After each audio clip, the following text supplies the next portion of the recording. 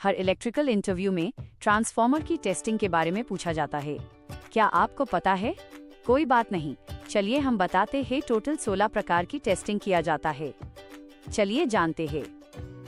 Routine test या preventive maintenance.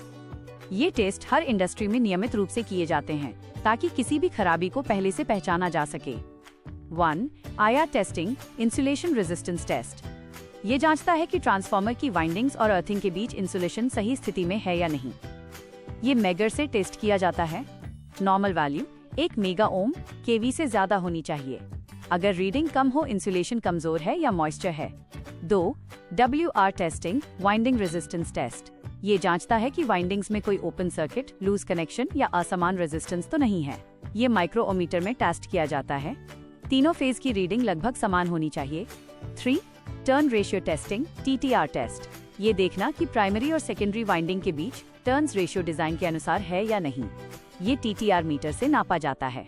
अगर ratio में अंतर हो, वाइंडिंग्स में शॉर्ट टर्न या ओपन टर्न हो सकता है।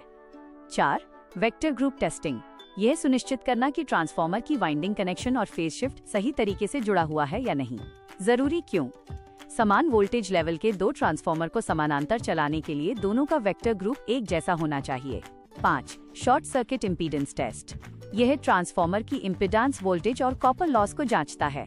प्रक्रिया: सेकेंडरी को शॉर्ट कर प्राइमरी पर रेटेड करंट प्रवाहित किया जाता है। इससे पता चलता है कि फॉल्ट कंडीशन में ट्रांसफार्मर में कितनी वोल्टेज ड्रॉप होगी। 6. No load loss and current test. ये जांचता है कि जब ट्रांसफार्मर बिना लोड के चलता है तो कोर में कितनी हानि, आयन लॉस होती है। ये पावर एनालाइजर से पता चलता है। Core loss, no load loss और नो लोड करंट की वैल्यू डिजाइन लिमिट में होनी चाहिए। 7. Load loss test. यह जांचता है कि लोड के समय वाइंडिंग में कितनी हानि, कॉपर लॉस होती है। दोनों वाइंडिंग्स को लोड किया जाता है और कॉपर लॉस मापी जाती है। अगर लॉस ज्यादा हो, वाइंडिंग ओवरहीट हो सकती है।